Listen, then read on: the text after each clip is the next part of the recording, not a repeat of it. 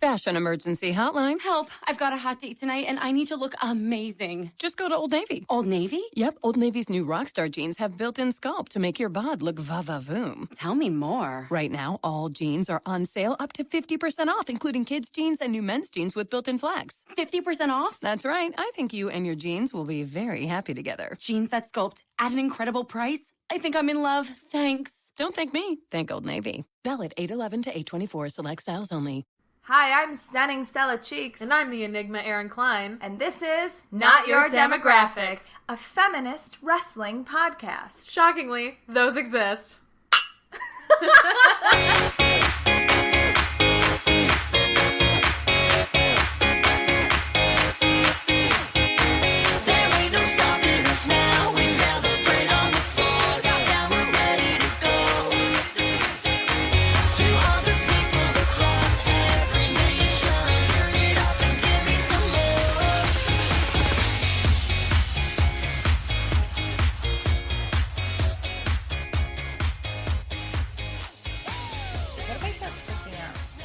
Just like throwing shit, freaking out, or no, like having a reaction to this gummy you gave me.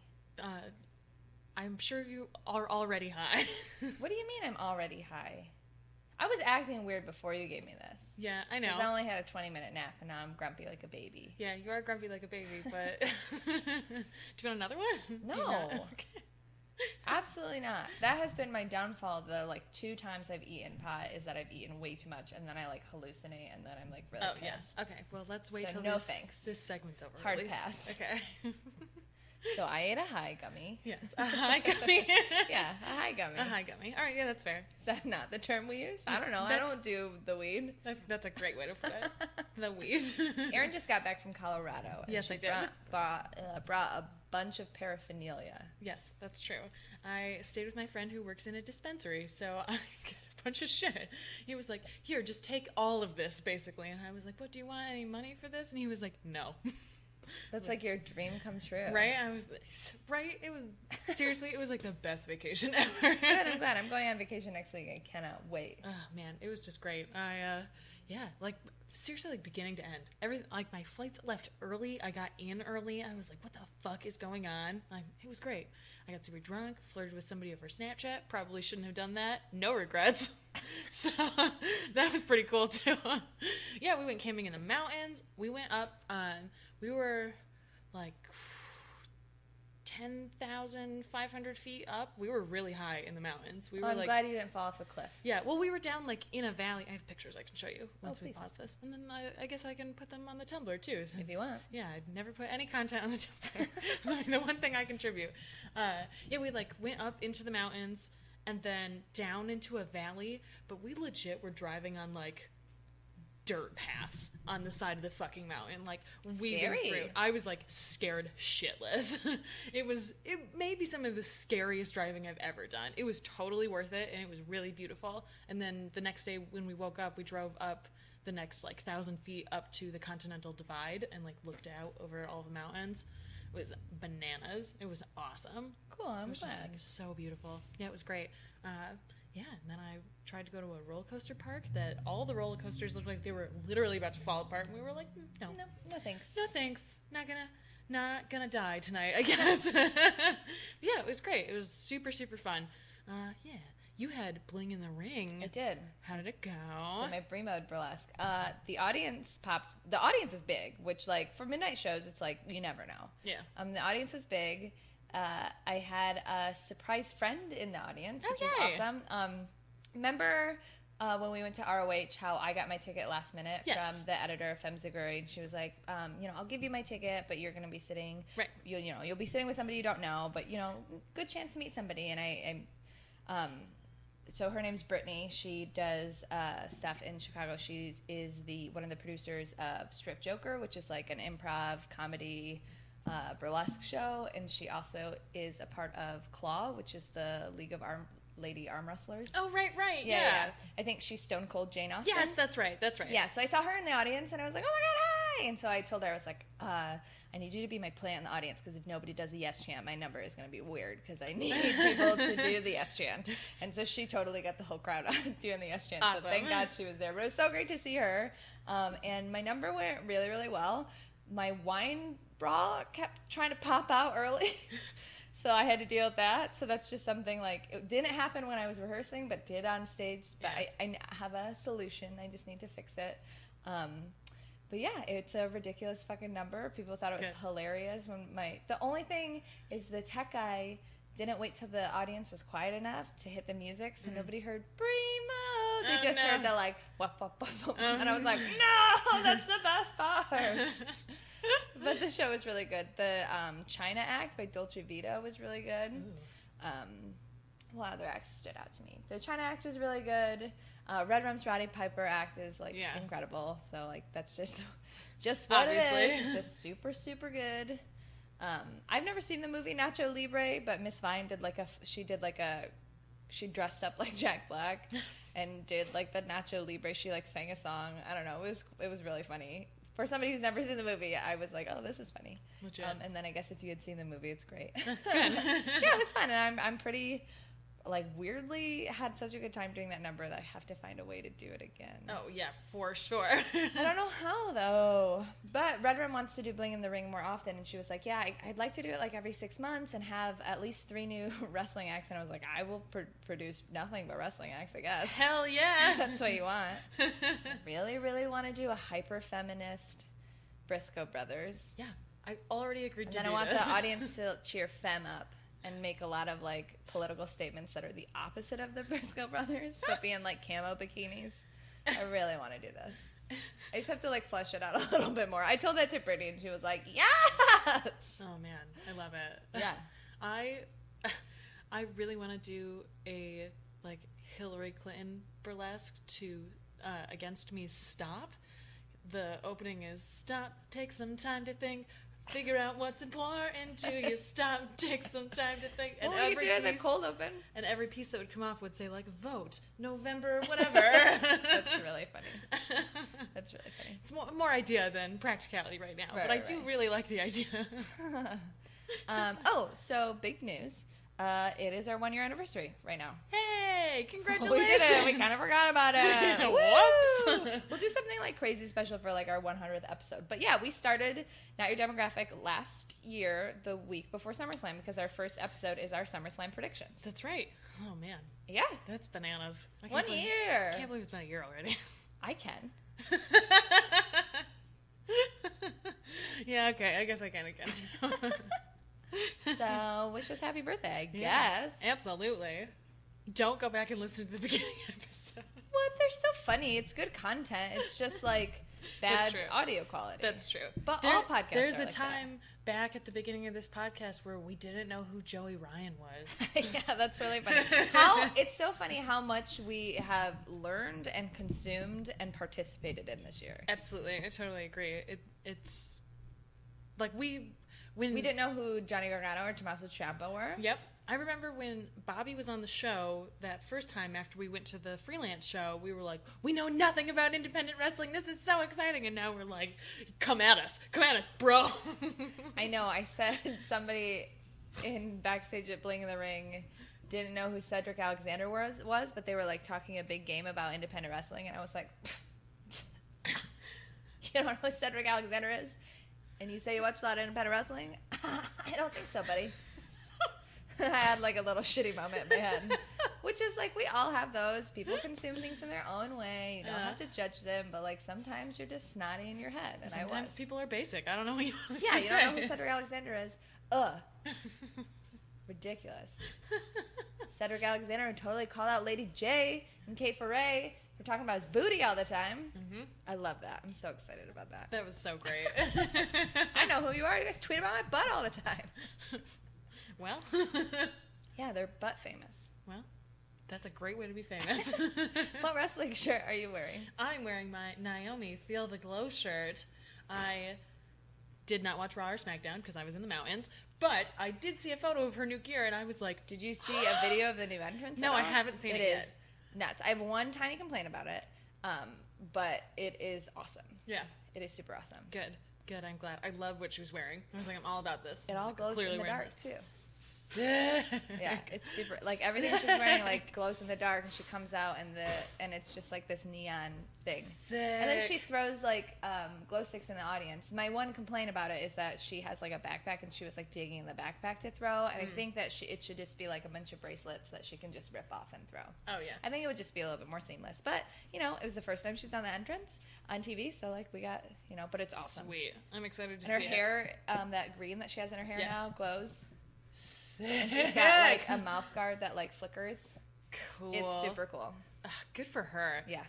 Oh, I'm so glad. I can't wait to see it. What are you wearing? I'm wearing my Becky Lynch Last Kicker shirt, the original one. On my walk today, a dad pushing a stroller was like, "Nice shirt," and I was like, "Thank you, thank you." Which is just funny. I like when people like recognize the shirts. I had that happen to me twice in Colorado. Really? I was wearing a Kimberly shirt when we went out and didn't ride those dilapidated roller coasters, and somebody stopped me and was like, legit wanted to know about it. And at first I was like, this is just some drunk douche who like is trying to get it all up in my face, and he was like legitimately interested, and I was like, all right, great, awesome. And then on the plane the next day I was wearing my King of Strong style shirt. I looked like a Boy Scout in the airport. If you haven't seen that photo, it's pretty funny. I took a selfie and I was like, oh God, what the fuck am I wearing? But he asked me what it meant and I explained it to him, and he was like, that's so great, thanks for sharing your passion with me. And I was like, weird Colorado hippie bullshit. Okay, hello. That's really funny. It's great. I love it when that happens. News? Oh yeah, I kind of zoned out for a second. Okay, great.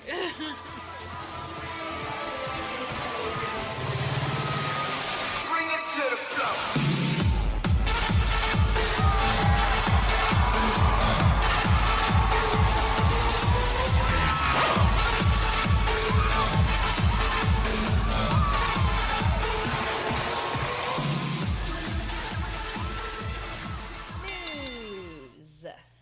Lots of news. We got so many news. All the news. Actually, it's great that we're recording today, which is not a Tuesday like we normally record, because all kinds of shit hit the fan today. Why are you grinning about it? Why are you happy about it? Because we always get the scoop taken out from underneath of us because we record on Tuesdays and everything fucking happens on Wednesday. So I'm just excited to be like, A part of it? hot take. We got a hot take here. Well, let's hear a hot take, Erin. Okay. Well, first, non-new hot take Paige has been out for a while because of an injury. I found out that it's because she has a nerve issue in her neck. Yeah, they say it's eerily similar to the one that Daniel Bryan has. Yes, and she apparently was diagnosed with scoliosis when she was in FCW, so, like, that is not good either. No. So, yeah, that's, like, other unfortunate things have happened since then, but that's, like, not good. I like Paige. Yeah, we've said, well, we'll get to it. Anyway, other news that broke this week, WWE is going to start integrating LGBTQ storylines. How do you feel about this? I want to think that it's a good idea because, like, obviously there should be more inclusion, but, like, history has shown that WWE is not good at these types of things. Also, I have a huge problem with the play acting of what is probably going to happen. Like, I don't want a bunch of straight people pretending they're gay for TV. Agreed. If you're going to do LGBT storylines, I don't understand how that is. I don't understand what that's going to be. Like, you're just going to make, like, a bunch of romantic storylines for LGBT people? Because, like, other storylines would just be normal storylines with LGBT people. Yeah. Why don't you just hire more of them and treat them like people? And especially because Stephanie McMahon has explicitly said that the character of Darren Young is straight. Like, okay, there's a great place to start. Make him gay, because he's a gay man. Like, that's a really easy way to start integrating. Like, I think I don't know. I just don't see any universe where it goes well. I know. And, like, I saw someone, too, say that, like, Daria, who's in NXT right now, who was on Tough Enough, is an out lesbian. And so it's possible that, like, she might be on Total Divas as a background character like Emma was or is, and that they're just open about the fact that she has a partner. Like, that might be the extent of it. Which, like, that I'm kind of okay with. Like, I want mean, if that. it's just giving visibility to LGBT people who are in the company or hiring more, and it's just storylines is like another catch-all phrase for visibility. I'm fine with that. Yeah, I agree, and I would almost prefer that as opposed to them trying to like saddle on these like gay for entertainment storylines. Yeah, like, I don't like that. I don't like that either. And like especially when you pointed out on Twitter, like, good for you for having a GLAAD meeting, but like maybe you should hire some LGBTQ people in your writing room. And like, I just don't trust a bunch of straight dudes to write storylines about LGBTQ people. I just don't. Like, as you said, history has proved us that that doesn't happen very often. I mean, fucking AJ, how many women have lost their belts because they've been like fully kissed against their will, or like lost matches because of that? Yeah, like that's weird. And then there's like, oh, it's Brie and AJ kissing. I'm like, dumb. Yeah, it's it'll be weird. So we'll see. Other news: the SummerSlam concert with Flo Rida canceled because of low ticket sales. I'm not surprised, I guess. Yeah, I like Flo Rida. I just feel like the people who are probably going to SummerSlam maybe don't want to go see a Flo Rida concert. Right. And also at the same time, they're probably spending money on Brooklyn Takeover tickets and SummerSlam and a bunch of other stuff. So they're probably like, well, I like Flo Rida, but like I'm spending a lot of money on other stuff. Right, exactly. So I don't know if he'll have a musical performance during SummerSlam now, or if he's just like... Do they normally do a concert? Well, they do like during WrestleMania. So, and they want it to be more like WrestleMania. That's why it's like 4 hours long now. So, I don't know. We were at trivia on on Tuesday, and it's at a restaurant that they show all the pay-per-views, and our waitress, I think she was newer there, she was... I mentioned something about wrestling, and she was like, yeah, we show WrestleManias here. Or, like, she called pay-per-views WrestleManias. Oh. And I was like, she was like, yeah, we're showing one on Sunday. And I was like, oh, my God. No. It's not a WrestleManias. No. But then I had to check myself and be like, hey, she doesn't watch wrestling. Yeah. Don't be an asshole. Yeah, that's fair. That's fair. Good call. But it's just one of those moments where you're like, wrong. Yeah. Mm-hmm. I have those moments a lot. Yeah. I can't not correct people. It's really bad. I try not to. Michael yells at me about it. I did complain about it at the table, but I didn't say it to her. Oh, well, that's fine then. That's good. All right. Renee may have broken her ankle. I'm not exactly sure what happened, but she tweeted out that she was pretty sure that she broke it, and WWE was like, yeah, she's injured, so... Well, at least she can do her job 100%. Right, exactly. She can wear a boot if she has to. Yeah, like, she doesn't really go by the ring. Yeah, no, not very often, and, like... She can sit behind a desk if she needs to from now until her ankle heals. Like, it's kind of it's weird to think like. Also, you never see her feet. Yeah, exactly. I'm sure she has to wear heels still. That's probably why she broke her fucking ankle. Like, she's short and has to be next to all these tall guys. Right, exactly. Well, I mean, just get her some Frankenstein boots for a little bit, and then you're not going to show her shoes, so who cares? Right, just set her chair a little bit higher. Dean will carry you, I guess. Belt on one shoulder, Renee on the other. Like a strong man in the circus. Perfect. All right, the news everyone's been waiting for. ADR and Paige suspended, both of them. Today, violation. On Paige's 24th birthday. Here's the thing that I found very strange about all of this. I think they just did some kind of drug together for, like, sex reasons. I'm going to say that you're probably right. However... The weird thing that happened was ADR's suspension got announced this morning. Yeah, I saw that one. WWE tweets, this day in WWE history, Paige wins the title on her birthday 2 years ago as the youngest Divas champion. Doesn't tweet that she's suspended. And then hours later tweets that she's been suspended. So I don't know if she did something backstage because ADR was suspended and got herself a suspension because of that. Hers doesn't say wellness violation? Hers just says suspended? It says wellness policy, but that includes, like, fighting with other people and, like, character stuff can get you suspended, too. Oh, I didn't know that. Yeah. In my head, they just, like, rolled on ecstasy and had some weird sex. I mean, that's totally possible. It's just, like, really strange that they wouldn't announce them in tandem. I guess they, like, don't want them to be lumped together. Right. But then to, like... specifically to do it on her birthday, and their suspensions don't go into action until tomorrow, so it was like a special fuck you. Like, they did not need to do that today. I saw someone else say, it sounds like the kind of company that would fire somebody on their wedding day. Yeah, there's a lot of like he said, she said in that argument. But one thing that we all know is true is that he got fired on his wedding day. Exactly. Yeah, and I've also heard too that Triple H specifically has a bunch of problems with ADR, and it's like because of Paige and their relationship, and like people backstage say that he's a really bad influence on her.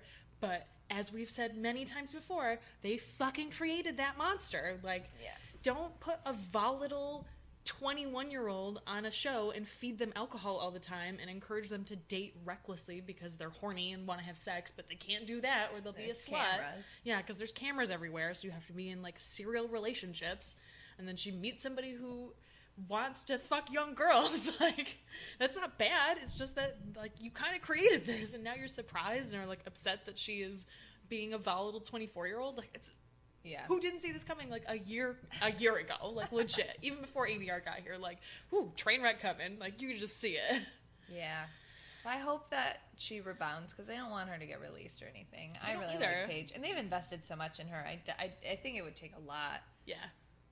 But who knows? Yeah, and like, this is also Took weird. one tweet from Cameron, so. Yes, seriously. Whoops. They were like, oh, you're expendable. Bye. Girl, bye. Girl, bye. That's so sad that her catchphrase set her up so poorly. No. For a release. Ooh. Girl, bye. Sorry, girl. Another big piece of news that we didn't talk about. Billy Corgan took over as president of TNA from Dixie Carter. What? Oh, you didn't see that? No, I was in the fucking mountains all weekend. Yeah, she is now... She still, like, has some power. She's, like, some operations manager or something. But he is effectively their president now. And Good. rumors say that backstage morale is high in wake of the transfer. Good. Or whatever. I fucking hope so. Oof. Yeah, so, you know, we know how hard she Fought held that. up to Yeah, that. seriously. I'm surprised they didn't have to pry it from her cold, dead fingers. I think, well, he's been there for a couple, you know, on and off, and then he's now been there for, like, A year at least. a year now. Yeah. He's, like, put in a lot of his own personal money. He really believes in it. Like, he's part of one of the big reasons why it's still afloat. He's a character on the show. That's true. Like, it makes a lot of sense. That's funny. I still love that he always looks like he just wandered in from the street every time he's on TNA. Well, he wears a suit. Well, still. These can both be true. Yeah. So that's a big thing that happened.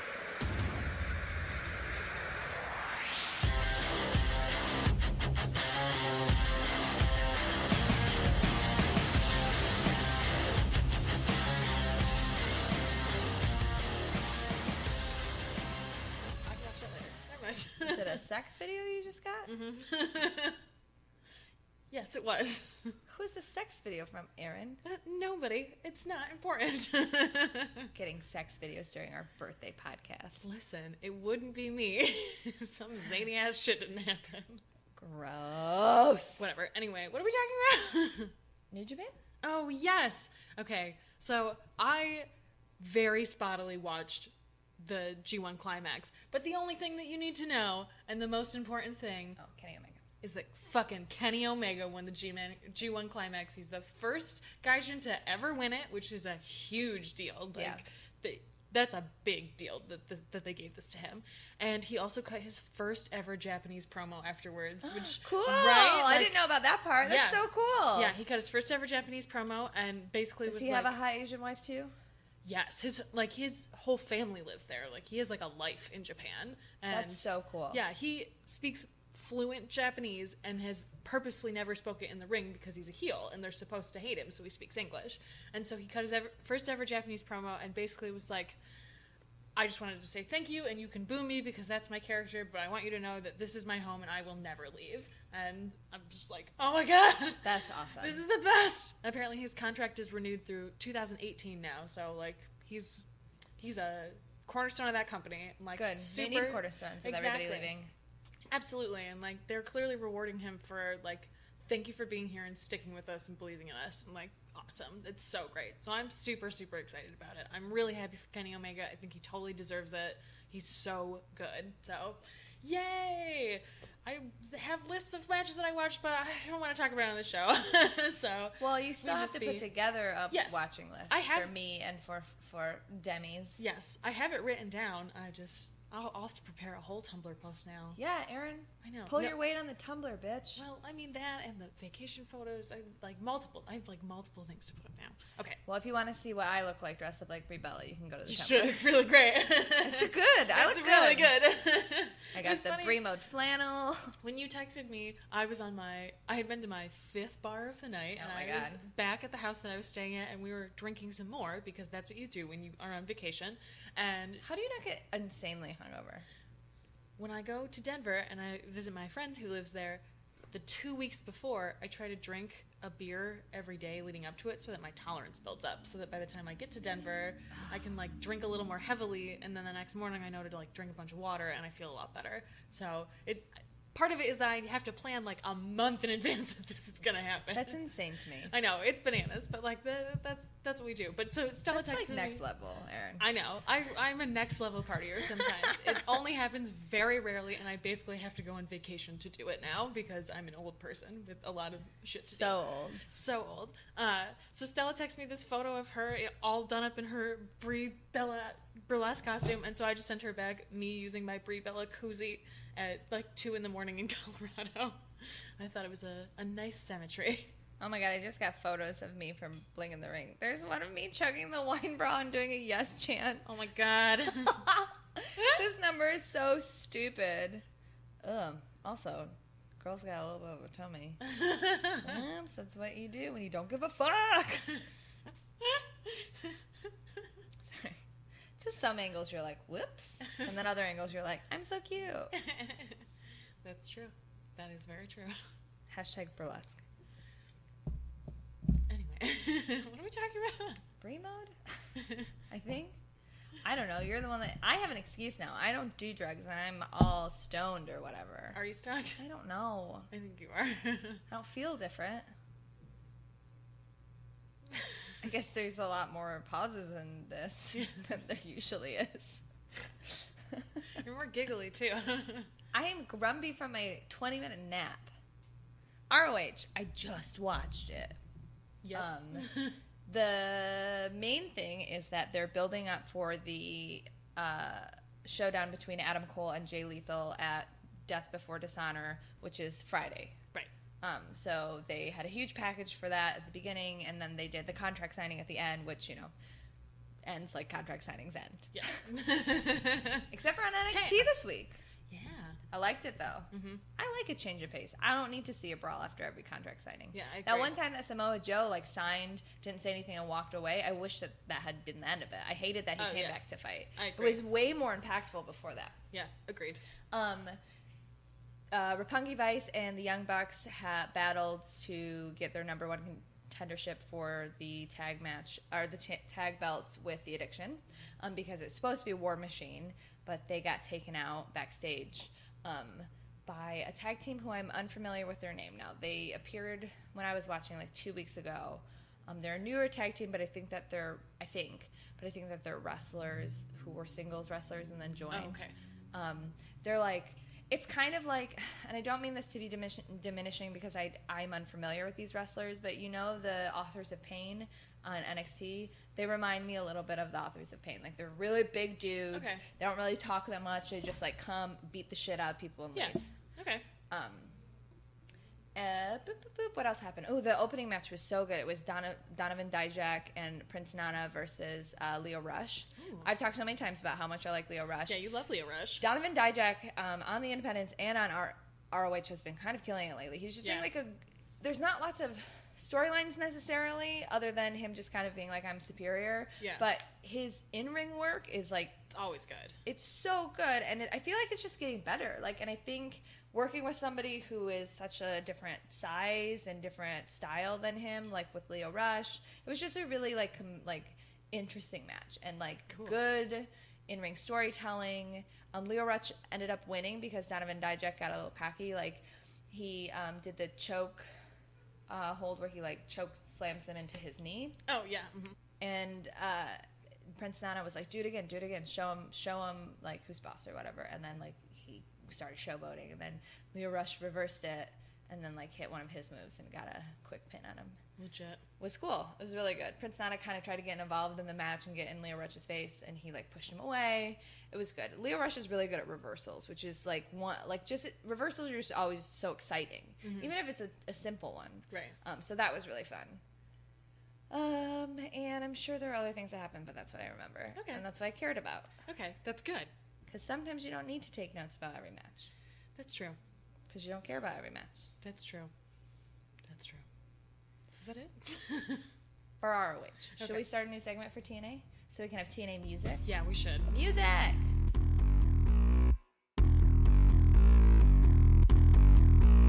Dirty, sexy, slinky thing. Power over all with the love you bring. Spinning from your mind control. Shuffling around this deep, deep hole. TNA was kind of bananas this week. I took such extensive notes on TNA because I was like, this show is just like really good right now. My notes start, EC3 is literally the best. He knows how to work a crowd so good. Spoiler alert. That's what I wrote. Oh, that's why. Who is that a spoiler? Spoiler alert is something that he said. It's in quotations.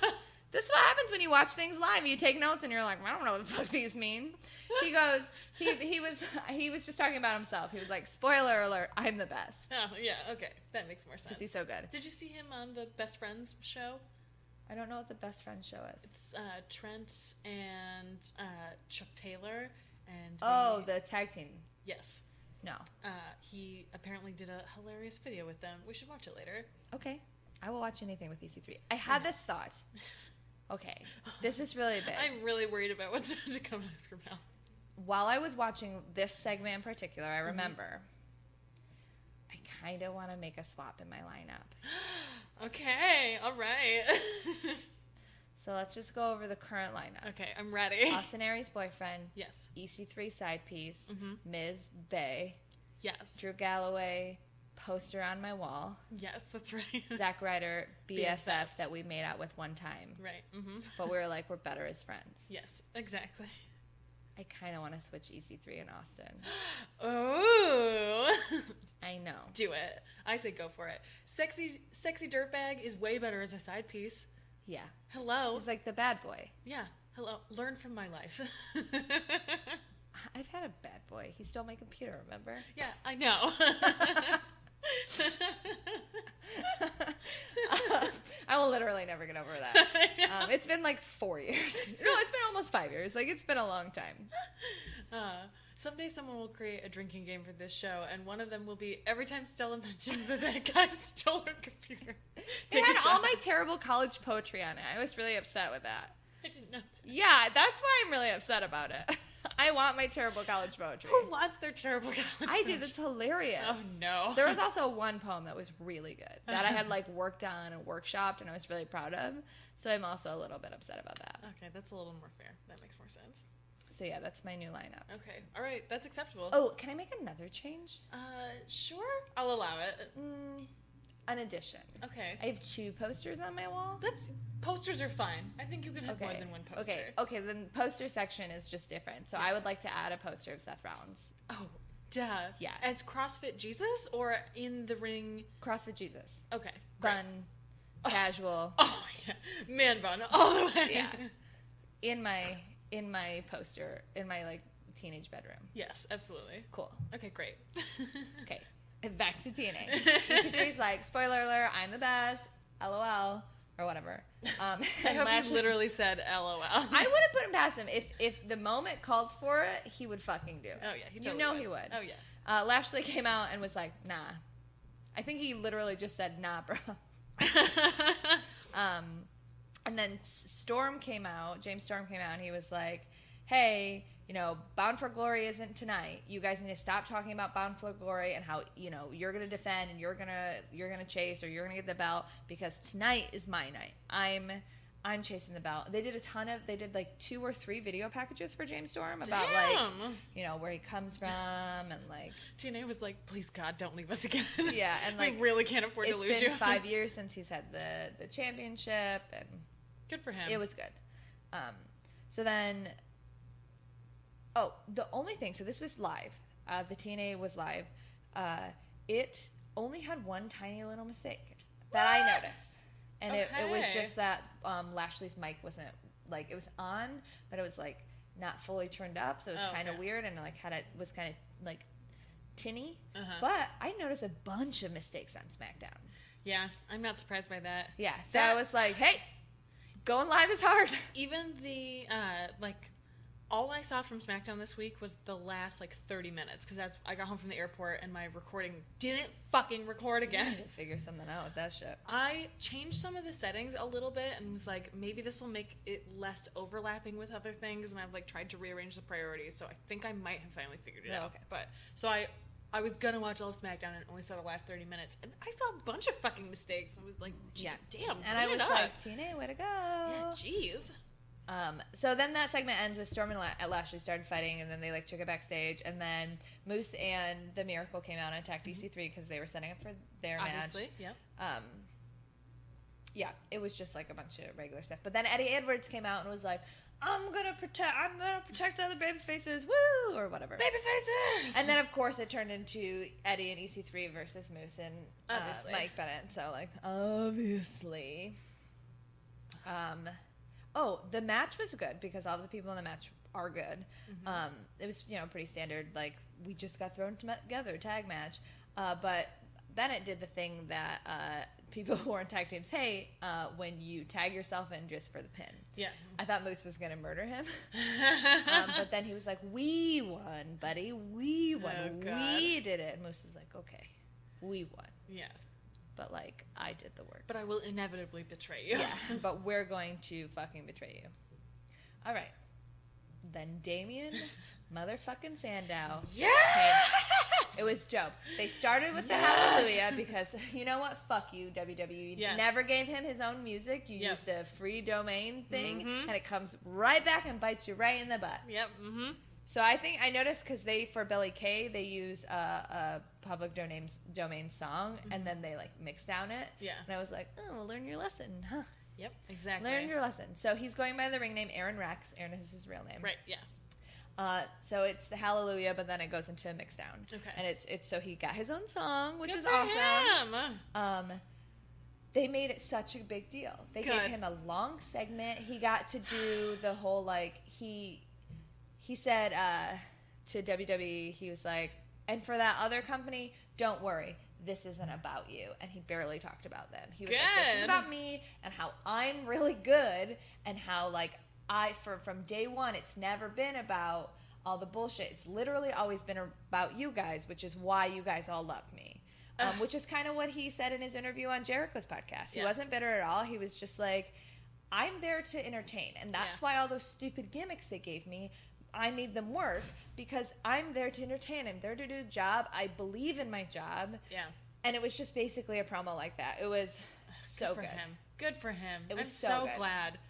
I'm so happy about it. He fucking killed it. It was so good. He kept saying that WWE called him too entertaining to be world championship material. And he was just like, no, that's literally our jobs. It was so good. It was so good. And then there was a backstage segment with Gail and Maria where Gail was like, excuse me, Maria, you're putting me through all these hoops and I'm kind of basically killing it. I basically murdered your assistant last week. And then Gail was like, well, blah, blah, blah. Or Maria was like, blah, blah, blah, trying to deflect because she was waiting for Marty Bell to come kick her ass. Maria put her in a no disqualification match against Marty Bell. I think Marty Bell's my favorite knockout. Really? I just I've really come around on her. Yeah, I like the direction she's going in now. I like her heel work. I like that she's highlighting herself and her heritage. I don't know. I like her ring gear. I just like her. So basically, because it's no disqualification, Maria and Allie keep getting involved. Right. Maria keeps pushing Allie in the match or distracting. And the ref tries to throw Maria out, but then he realizes oh, it's no disqualification. And then the end is Maria pushes Allie in the match. Allie tries to throw the belt, or Maria tries to throw the belt to Marty or something. And then Allie is thrown into Marty Bell, knocks her down, and then Gail gets the small package. Okay. But then they all beat up Gail at the end. Yeah. So Babyface Gail beat gets down. the win, but Babyface beat down. Right, got it. And then Jade came out to help. Oh, okay. And then Maria was like, "Oh, you guys want to be friends? You guys fight next week." Well, all right, that's fine. They both Okay. good matches. This is where it gets good.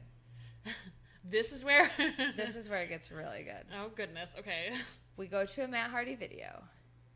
Matt is being driven by Rebby, so we think. He keeps complimenting how beautiful she is and how thankful he is and all this stuff. And then he gets out of the car, and it's Vanguard 1 that's been driving. He's meeting Jeff. Jeff is very, like, dead in his eyes, like he's just sad or whatever. Sweet. But he's like, you know, whatever. He keeps calling it the zone of impact, which I think is hilarious. Jeff tries to give a speech where he's like, "Let's get the Hardys back. Come on, like it used to be me and you. Like you've deleted me. You know, I can't win the tag championships without you. Blah blah blah." And then Matt's like, "Ha ha ha! I don't care. Obsolete mule." And he's basically like, "You're gonna fight for me tonight." So then it's the Tribunal versus Jeff Hardy. And the Tribunal is like more 3 than 2 because it's the 2 wrestlers and then Al Snow. So the match is just like, it started like normal, like last week, where it was, you know, 2 guys versus 1, and like Jeff's kind of getting a beat down. Al Snow tries to get up in Matt's face, and Matt bites him on the hand. Great. Matt gets in the face of one of the fans who's like, yeah, creatures, let's go Jeff, or whatever. And then like Matt like does like a cobra eye zone, like he like hypnotizes the fan, and then the fan just starts doing the delete hand, which is insane. So Jeff's in the ring, whatever, Matt's outside. So Matt is kind of like, anytime, so they're not traditionally tagging, but anytime anybody gets thrown out, like Matt is helping. Mm-hmm. So he's like kind of tagging. Okay. At the end of the match, Jeff Hardy like starts to lose it. Like starts laughing, he twists the fates literally everybody in the ring. I think he even twisted fated the ref. Like he's like losing his mind. For some reason there was a table set outside the ring. I think Jeff did it. He jumps off of the ring into the table, just starts cackling and screaming, "I am Brother Nero, I am Brother Nero, I am Brother Nero." And then Matt gets on the floor in his face and says, "You are broken, you are broken, you are broken." And they're just like screaming and laughing on the floor. So I can only imagine what's going to happen tomorrow. Oh my god. It's just the best storyline ever. Did Matt beat Al Snow with a shoe? Is that... Yeah. Okay. I saw that and was like, what the fuck is happening? Also bit his hand. Yes, that's right. Yeah. It was a mess, but it was so good. Awesome.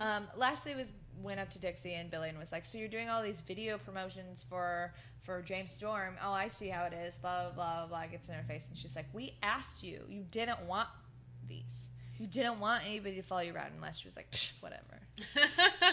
It was really funny. So Drew is really, really mad. Uh-huh. He's in the ring. He's yelling. He's like, "Oh, I used to be in the championship matches, but then some idiot keeps getting involved in my fucking matches." He doesn't say that. He's basically like, "I deserve to be in the main event. I want to face EC3 for a number 1 contendership match." Okay, so the main event was actually really, really good. Yeah. I like James Storm's character. I don't always love him in the ring, but it was super good. It just like started in chaos. Lashley attacks pre-bell. They're fighting.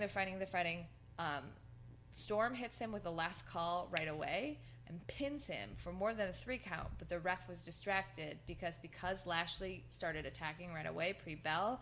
Jeremy Borash was still in the ring, so the ref was distracted because he was trying to get Jeremy Borash to safety, but James Storm pinned him like within the first like 10 seconds. Damn, they're really getting behind James Storm. That's awesome. Yeah. Good for them. And then Storm was like taking it to Lashley for like the first like pre-commercial break. Like he was the one in charge, which is great. It really went back and forth. James Storm is strong enough to lift Lashley into an eye of the storm. He can lift Lashley so James Storm, like beer belly, whatever, can lift Lashley all the way above his head. Wow. Isn't that like impressive? I was really impressed by that. That's bananas. I know. So then they wrestle. Near the end, Lashley rips off the buckle, and then like gets away from it, and then Storm hits his head on it. Obviously. And then Lashley hits him with a spear, so we think it's over, and then Storm kicks out. And then more wrestling. Storm kicks him with 2 last calls. So 2 super kicks right to the face. He kicks out. And then they keep fighting, and then Storm hits, like, I don't know his name of it, but it's basically a code breaker to Lashley. And then Lashley, like, is dazed, bounces off the ropes, and then goes straight into a spear. And that's the end of the match. And then at the end of the match, Lashley's celebrating. He looks a little ridiculous because he literally can't hold all the gold. He like keeps like one of the belts keeps slipping. Like there's 2 on his shoulders and like 1 on his waist, and then 1 keeps slipping. He's doing like a belt dance. But then at the end of the match, or while he's celebrating, Sandow comes out.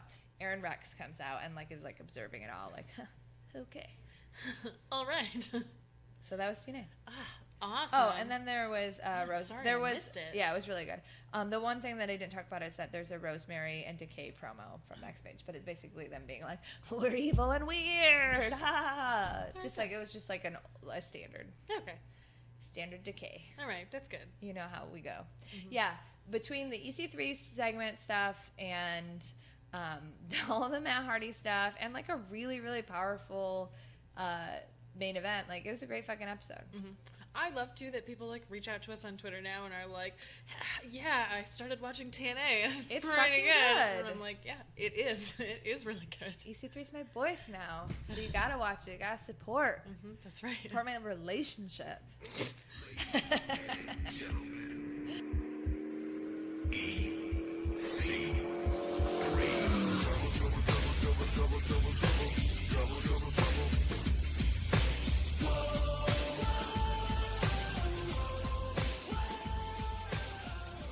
You did watch CWC and NXT though, right? Yes, I did, because I knew that I was going to be in the mountains and wasn't going to be able to watch like anything else. So I took very detailed notes on this. Good. Lead the way. Okay, so first off, first note, all caps, Corey Graves, peen watch. No, I didn't notice. And then in all caps, my goodness, those maroon pants. So, you know, be on the lookout for that next time. Oh my goodness. All right. Mean. So we started off with Tajiri versus Grand Metalik. I thought that this match was great. So the thing about CWC this week is that it was only, or last week, now that today has happened. But the week before was just 2 episodes, which I liked a lot. I like that they... 2 matches. Yes, sorry, 2 matches. No I worries. like that they got a bunch of time to build both of the matches. They like had a lot of time to work. I wasn't sure who was gonna win. I like kind of knew it was gonna be Grand Metalik. I felt that way in both of them. Yeah, I was like, I don't know who's gonna win. I mean, I knew that Ibushi was gonna win. Oh, in my head, I was thinking about Ciampa and Gargano, even though we talked about that last week. Never I mind. did that last week with the Zack Sabre Jr. Yeah, match. We're yeah, just yeah. like, what's on our brains? Because there's no like, it's just like match. Yeah, exactly. Yeah. So sorry. Okay. We're talking about Grand Metalik and Tajiri. Yeah. Yes. I assumed Grand Metalik was gonna go over, but I didn't know because Tajiri looked really good. Yeah, absolutely. And like, I like too that they emphasize that like Tajiri has the bonus of experience, but Yeah, also he said has... the advantage of experience, but the disadvantage of age. Right, exactly. And I like if they had put him over and then had him in the next round be the one that falls because of that. Like that narrative made a lot of sense to me too. But I'm really glad that Grand Metalik Really? went over. I want to like him, but I don't. I just don't. Really, Yeah, I don't know what it is. I just don't. I don't care for it. really interesting. I don't really know anything about his character, and I haven't thought about it at all, honestly. I just think that he's talented in the ring, and he has a very pretty moonsault, and, like, that's all I care about right I now. don't know. I just, I don't know why. He has a full-time contract, so he's going to be reporting to NXT soon, so it'll be interesting to see how his style gels with everyone else. There was a Dr. Wagner Jr. reference the commentary team made, and I was like, I only know who that is because I watch Lucha Underground. I didn't catch it. What did they say? I don't even remember. I just wrote in all caps, Dr. Wagner Jr. reference. I understand. One of the things that I noticed, too, is that for the commentary side, Ronaldo and Daniel Bryan have started to gel better as a team. It seems like as they go on, like, part of the thing that's exciting about them as a commentary duo is that they're both very excited. Yeah. And so I would absolutely agree with that. And so sometimes it's hard because they get so excited, and Daniel's obviously still very new, and, like, Ronaldo's trying to sculpt the conversation to, like, finish threads and to like finish thoughts and keep going, but there's so much action going that like it's like Daniel Bryan has started to pick it up a little better, and like who better to learn from than somebody who is so good at it too. Agreed. So I feel like they've like really And started somebody, to match. and then the opposite, like somebody who actually knows what's happening in the ring. Right, exactly. I liked this match. I thought they had good chemistry. I liked Tajiri's like kind of like whatever attitude through it. Yeah. I also like love his ability to turn like anything into a submission. Yeah, absolutely. Yeah.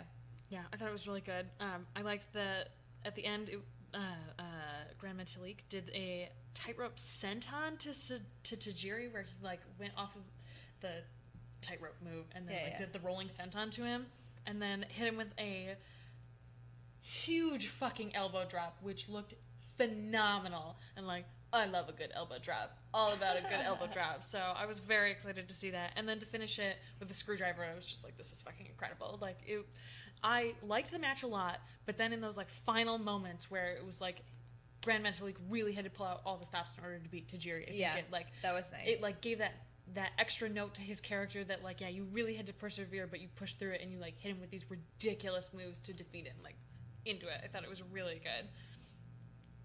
And then the greatest match of all time happened. I loved Cedric and Ibushi. Like, it was excellent. Beginning to end, like straight up like match of the year. Like, it was so good. I loved it. I was like crying while I was watching it. And it was like so Cedric good. looks so strong almost the whole time. Absolutely. I liked how they did that with Ciampa and Gargano, and then this one. And like, these are obviously two of the bigger matches in the whole thing. We really want to make both people look good. The person who loses is the one that was like basically almost in charge the whole time, so they look really good. Right, yeah. And then the person who wins looks really good because they win and they like held their own in the match. But it also is just like, it's a surprise. Right, exactly. I also, like, I noticed too, I don't know if you noticed this, but the commentary team both said Ibushi is the favorite in this tournament like a dozen times. Yeah. A bunch of times. And I wasn't sure if that was just over the context of this match for that reason, to like make Cedric look so strong, and then in the end be like, okay, well, it makes sense. Well, you lost to the favorite. To the favorite, right. But now they've said it so many times, I'm like, is he not going to win? Like, it makes me nervous that they're not, I don't know. that he's not Sometimes going to win. when WWE does stuff like that, it's just them playing their hand. Yeah. They're just like, oh yeah, this person's going to win. Yeah, I guess that's true. There was a vicious back elbow and then a vicious fucking kick, and I was like, they're gonna murder each other, and I was like, that's gotta be the end of this match. No, not even close. Like, I'm like dizzy thinking about it. It was so good. You're such a spaz. I mean, it was an incredible match. I feel like nobody was super surprised that Ibushi won. Right. But I was surprised about the show with Cedric at the end. That was awesome. Everyone was just cheering for him and freaking out for him, and he looked like he genuinely was going to cry. What was the crowd chanting? Please sign him? Something like that, yeah. Something like that. And he like left, and then please they were sign crying. Cedric. Yeah, I wrote it down. They were chanting so hard they came back and did like a bow, and then Triple fucking H came out and like clapped for him and shook his hand and like took him like under his like shoulder and was just like, well, don't worry, kids. The crowd was chanting, please sign Cedric, and when he came out, he said, okay, and then put his arm around him and took him backstage, like, okay, great, awesome, that's just the best news, I'm so happy. And he is officially signed, too. I didn't know that. Yay! Yeah. He's reporting to NXT in September. So excited for that. I actually have the whole list somewhere of people who were signed, so... Find a list. Find the list. I will find the list. Delete. Oh. Isn't it funny that like I can look at a photo of myself and be like, whoa, and then be like, all I want to do is eat a Kit Kat. Okay, are you ready? It's fine. I mean, whatever. Live your dreams. Okay, people who are reporting to NXT soon. Brennan Williams, Noam Dar, Roddy Strong, Big Damo, Cedric Alexander, Ho Ho Loon, Lindsay Dorado, and Tommy End. Huh. Yeah. So, whole fucking shitload of people about to come into NXT. Shitload of people. Remember when everyone was like, "Oh, the draft rated NXT, there's nobody down there anymore." Shut the fuck up. There are like literally 80 shut the people. fuck up. There are 80 people in developmental right now. Like, come on. Do you think WWE doesn't have a backup plan for that shit? Backup plan for their backup plan. Right? And they're gonna need all 18 backup plans because everybody gets hurt or suspended. In the dark, I feel at home. Time has passed and now I've grown. Used to dream I'd have it all. Now it's mine, I won't let go. In the dark, I feel at home. Time has passed and now I've grown. Used to dream I'd have it all. Now it's mine, I won't let go. Now it's mine. This segment's going to be a little wonky. We're not going to do NXT TakeOver predictions because we're going to write them up and they'll be on cage side seats. Sean we're little guests on the article, so we'll link to that on our Tumblr. And if you listen to this, you probably read cage side seats. So Yeah, I'm gonna guess. Oh my god. you'll be able to find it. I get to work today. I haven't been there in 2 days, right? Because I've been on vacation. And one of my coworkers, my wrestling friend coworkers, in her office chats me, and he's like, "So I was on Cage Night Seats, and I found your podcast." And I was like, "What?" Where you're like, please don't listen. He was like, "It's pretty good. I like your concept." And I was like, "Great, awesome." Go for you. Right? Like, yeah, absolutely. Listen, like, he and I talk wrestling all the time, so like, he knows I have very strong opinions, I think. But you know, That's really funny. Yeah, I What a was funny like, way to "Whew." find the podcast. right? Like, oh hey, great, awesome. Oh, hi. Thanks, Cage Side. So yeah, we'll be on, or we'll be part of their prediction for NXT Takeover. Yes. So you can read it there. So we don't have to waste your time. Yes. Waste your time. And Erin didn't watch Raw SmackDown, which we kind of covered. We've kind of already covered that. So I'm gonna kind of just talk about my feelings about them. I'm not gonna Okay. break it down each segment. All right, I've got some questions, so I will You address. can ask questions, I will and address then we'll those do afterwards. SummerSlam predicts. Okay. Sounds good. I thought both shows were pretty good. I mean, they're not perfect shows, but I thought Raw was pretty good, and I thought SmackDown was pretty good. There were moments in both of those shows where I was like, yeah, I'm freaking out, and there were moments where I like tuned out. But like, Yeah. for Typical. 2 to 3 hour shows with so many different storylines, I was really, I saw some opinions on Twitter where people were upset with so people were upset about the Eva Marie thing because that means that somebody doesn't wrestle. But Yeah. I get that. I get really that do. too. And it was frustrating that time when that happened kind of twice, so there was no wrestling matches. But, I mean, every woman on SmackDown had a moment on the roster, and it didn't feel like a mess to me, and they're giving everyone a storyline, kind of, like, or giving time. Everyone on the women's roster right now is being given time. Yeah. In one way or another, and I really like that. So best part of SmackDown is obviously Naomi's new entrance. I It's can't so wait to good. watch it. I'm super excited. It's really good. So it was Naomi, and then it was going to be Eva Marie. So Eva Marie's music hits. You hear all of the songs. I love that and so then much. the guy keeps talking. He's like, Eva Marie is stuck in traffic. She won't be able to make it tonight. She apologizes to her fans. And Naomi is like, I'm sorry, what? Oh my god. So then they throw the match, and then later in the night it's Natalya and Alexa versus Carmella and Becky. So it's you know standard babyface heel tag match. Good because I like all those people. Right. When Becky and Natty like really go, they can go really hard with each other, and Yeah. I really like watching it. I really like They're both watching it. skilled wrestlers. Yeah, but like Natty's the heel. Like I just like. They like I don't know. They just have great chemistry in the ring together. Cool. And as they wrestle more, I think they're like what they're doing in the ring just looks better and better. Yeah.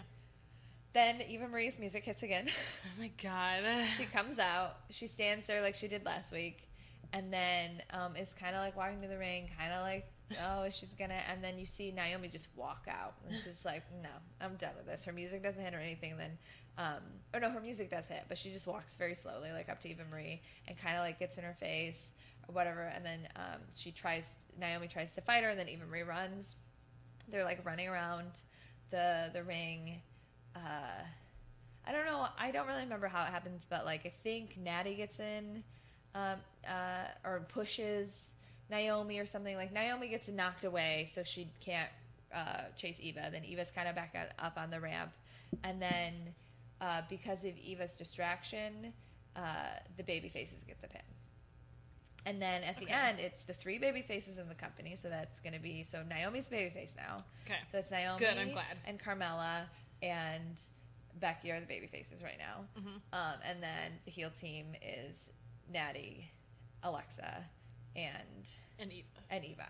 That's it, right? That's all the women who are on SmackDown? And then they announced right after that a 6-woman match using the entire roster of SmackDown. With like Carmella and Alexa kind of have a story, Becky and Natty kind of have a story, Eva's kind of got a story with everyone, Naomi's got a dope new entrance. Like, is it best case scenario? No, but is it looking like it's going in the right direction? Yes. Yeah, and honestly, this is gonna sound like a weird thing at first, but if you look at the way that TNA has been handling their Knockouts division, where they only have 6 people and had very few women wrestlers for a while, and have like made that work and made small group stories and like stars out of some of those people. I right. mean, Gail Kim is getting put in their Hall of Fame, right? And like has really made a show that like, yeah, we can do this. We can commit to women's wrestling even if we have a small roster. Like, we can treat the women who are here well and provide them with good opportunities to wrestle. So I think that it's good that all of the women on SmackDown are going to have an opportunity to like showcase, like, we're all good enough to be here. Another thought too. Some other thoughts I had about SmackDown, Eva. Right? But like, it's working. Yeah. It's fucking working. How is she going to get out of the match? But did you see that Becky was on some radio show or did some interview or something, and she said she put Eva over hard. She was like, Eva works really hard. She's not the best wrestler right now, but she's putting in the time, she's putting in the effort, and I like wrestling her in the ring. I like wrestling her. It's a little bit harder for me and different for me because she's at a different level, but I like being a leader. I like what she's trying to do, and she like put her over so hard, and I was like, Becky, no, I can't get duped again. No, I refuse to get duped again. This is going to be like your bet with Michael, where I need like 3 months of solid performance before I will even entertain the idea of liking Eva Marie like totally as a character again. OMG, do you know what I just realized? What? We did not talk about NXT. Oh my god, you're right. We're talking about the women, and then I was thinking about like Bailey, and then I was like, did we talk about that? We got so excited about fucking Cedric and Ibushi that we're like, well, that's it. That's all we have to talk about.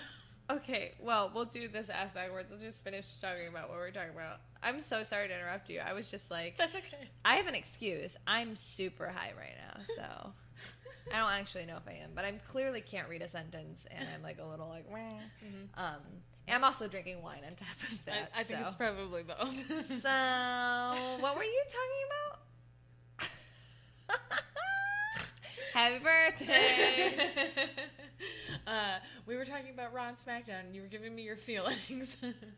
Yeah, but you were talking when I interrupted, because I interrupted you. I don't even remember. I was so surprised by the fact about that how you can't get duped again by Eva Marie. Oh yeah, that's all we needed to talk about, really. Other thoughts about Raw and SmackDown? I guess I'm only talking about SmackDown. I'll talk about Raw. But another thought I had about SmackDown, when I was on Cage today, Gino was talking about how he likes romance storylines or whatever. I had the thought that like Maurice and Miz that's how you do this, because their relationship is so much a part of it, and they like do the thing where they like lie on the desk and they like my husband's so attractive, my wife is so attractive, but like even though Miz is the one wrestling and stuff, like she still is like actually a part of this team. Right. So they're an actual team. And honestly, this week on Raw, and it's slowly building, Lana is becoming more of a teammate. So it was Lana's in charge, then Rusev, and then it switched, and now it's like Rusev is in charge and Lana is the ring announcer. But Lana is starting to get a little bit, starting to use the mic more again. God. And so hopefully that's going in the right direction. Yeah. But I had the thought, I was like, Miz and Maurice, like, that's how you do a good, like, it's like their relationship is a part of it. It's 100% a part of their character and their storyline, but it's not the focal point. Right, exactly. I like that. Okay. Dolph Ziggler is whatever. I'm going to kick your face off your head. We had a question, and I know we do questions in the end, but since we're talking, somebody on Twitter asked this, and then they emailed it to us, and they asked other questions, so I'll pull it up for questions, and then we'll say your name at the end, so sorry. I don't want to do the thing where we search through Twitter right now. Oh, yeah, no, absolutely not. Or Tumblr. But they said, why is Dolph Ziggler a garbage person? Okay. A couple reasons. Yeah, there are just a couple general of basic reason. We felt like we invested too much energy in him, and we never felt like we got it paid back. Like there are even like there are characters that you invest in, but the company doesn't invest in, but they're still doing a great job. And then it felt like we invested so much in him. He didn't seem to give that much of a fuck, and WWE didn't seem to give that much of a fuck.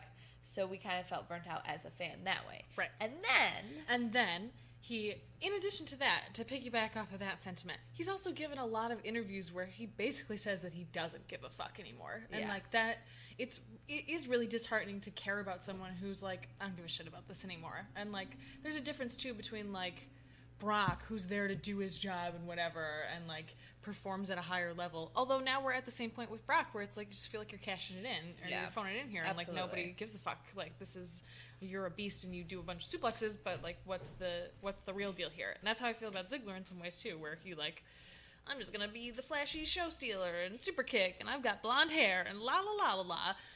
But in addition to that, he also has said some really garbage things about eating disorders, which I am a person who suffers from and have for like 18 years. And it's also in the same way, I find that it's very dangerous that wrestlers are glib about concussions. I find it really offensive when wrestlers are glib about body image issues, especially male wrestlers, because there are a lot of men who suffer from body image issues and develop really bad eating disorders, and to be so flip about like, oh well, whatever, you can just get past it and don't be a fucking pussy or whatever, is like genuinely insulting. Like that's the same kind of thing. Like I won't completely boycott Ziggler, but I find him to be a trash person. And then he wrote a horrible op-ed about why he's voting for Donald Trump. And you know what? That's enough. That makes him a garbage person. Oh yeah, if you're voting for Donald Trump, you might as well just turn this off because we hate you. I gotta be honest, like in most political climates, I'm just like, you're a Republican, that's your opinion. Right. I don't disagree with it, whatever. But if you are a human who's actively choosing to vote for Donald Trump, then you suck and we hate you. Yeah, I like can't even understand it. I didn't ask Ed who he was voting for, but we were talking politics, and he was like, honestly, number one reason I'm voting for Hillary, I do not want Donald Trump to be president. He's like, everything else aside, even if she wasn't the candidate that I wanted, I do not want Donald Trump to be president. I was like, good for you. That's a good reason. It's a good reason. Yeah, so, that makes Ziggler a trash person. That's what really set him over the top. And, honestly, it's not even just that he's voting for Trump. It's that he felt that he had to write this op-ed about it. Right, exactly. And share his stupid opinion. And, honestly, there are wrestlers who push causes. I think that that's a good thing. But there are a lot of wrestlers who are like, you should vote for Hillary Clinton. Like, that's just not a part of what you're, like, you should remain sort of neutral in some ways. And, like... Yeah, I feel like when you're, that's unfair to say, but it's also fair to say, like, you're this really, really public figure. Yeah. Unless you're, like, actively campaigning for somebody. Like, Rhino is, like, an active politician. And, like, we've talked before, too, about... I like when celebrities do, like, rock the vote stuff instead of saying, like, vote for this person I'm telling you to. Yes. You really like me. Yeah. I know that, like, there are differences and there are levels, but there are some people who, like, try and parlay that into, like, vote for the person I want. I like when celebrities use their power to say, like, vote. Absolutely, period. yeah. Do you remember in 2007, before Obama was elected, you and I volunteered at Gone Wired, and we signed people up to register to vote? And you were a Hillary supporter, and I was an Obama supporter. Oh, yeah. And we wound up registering a bunch of Republicans. I forgot about that. And they were like, "Oh, Yeah, you guys I'm are an OG Hillary supporter. right, exactly." And so we signed it. We wound up signing a bunch of young Republicans at the time to register to vote, and they were all of them later to me said something along the lines of like, "I was just really impressed that you still wanted us to register." Like, yeah, you should. Like, you should participate in this process. And like, I think there are people who have legitimate reasons not to, and some people abstain for very good reasons. But like, if you don't have a very good reason, you should be voting, and you should be using this. Like, if it mattered, it would be illegal. That's happening. It is illegal in some places and for some people, and like, to say that it's not illegal is to be willfully ignorant to that.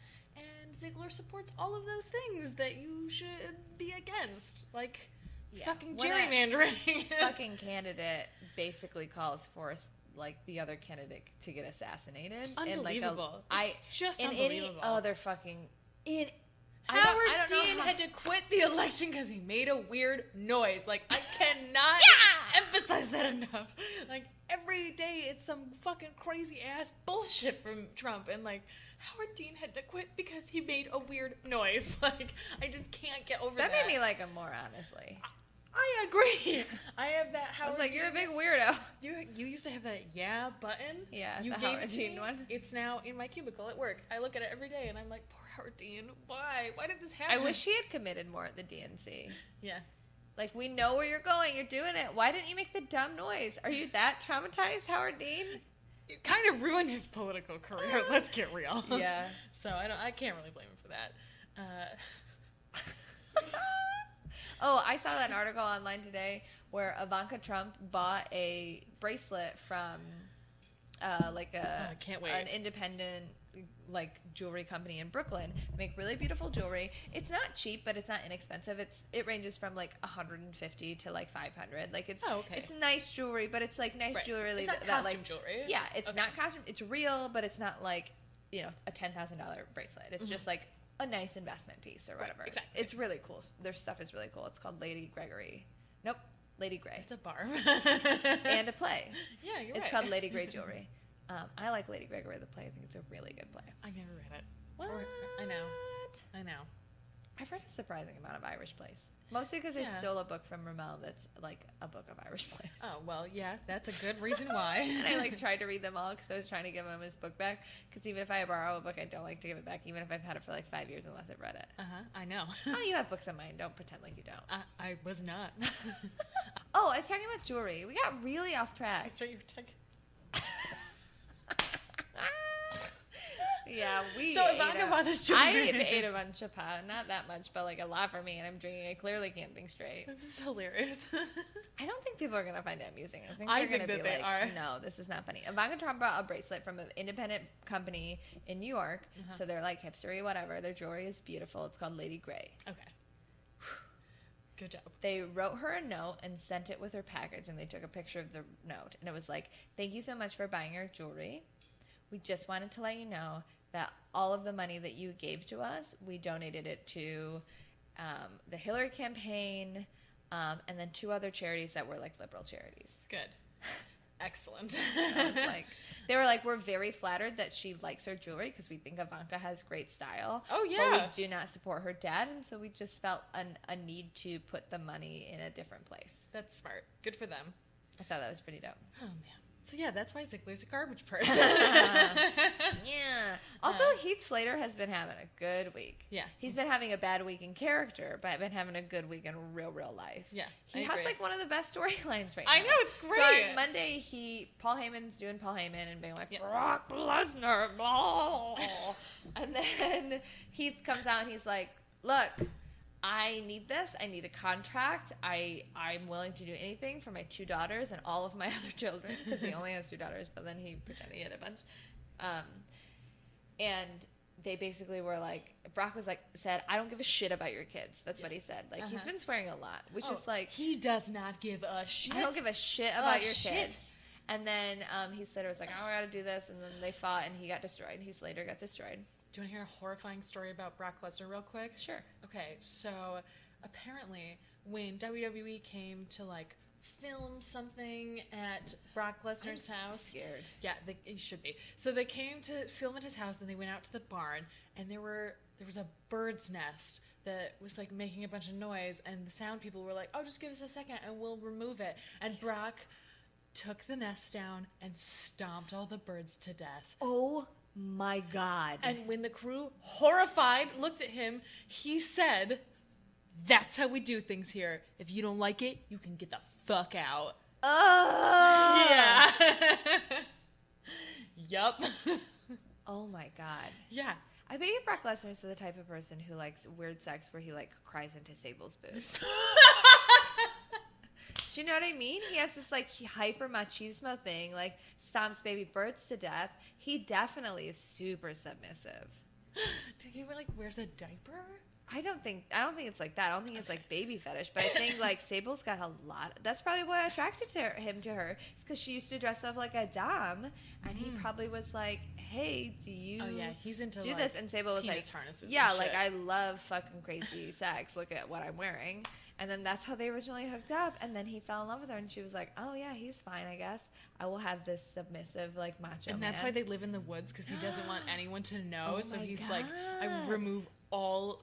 They like, for sure have a sex dungeon in their house. Oh yeah. I bet it's like a bunker that's like a mile out into the woods. They're poor kids. But their poor kids are probably stomping on baby squirrels or whatever. Oh yeah, those kids are gonna be like total serial killers. Oh my God. Okay, so anyway. Holy shit. That family's scary. Talk about the real fucking Wyatt family. Oh my God, right. Jesus Christ. Ugh. Oh, Bray Wyatt abandoned Eric Rowan. Thank God. Eric Rowan lost in the main event of SmackDown, and Bray was like, Thank God. I'm done with this bullshit. What was I talking about? Oh, Heath Slater. He's crushing it. He got F5'd and beat up by Brock, and then on SmackDown, he fought Randy. He actually like put up a good fight with Randy, Okay. But then he took an RKO. So backstage, he was like dizzy or delirious or Yeah. whatever. And they were like, "You did a good job," basically offering him a contract again. But he kept calling Daniel Bryan McFoley, which Daniel thought was funny. But then he called Shane McMahon Stephanie McMahon, and he took the contract away. Oh. I like that they keep offering I him want a that new free one. agent shirt.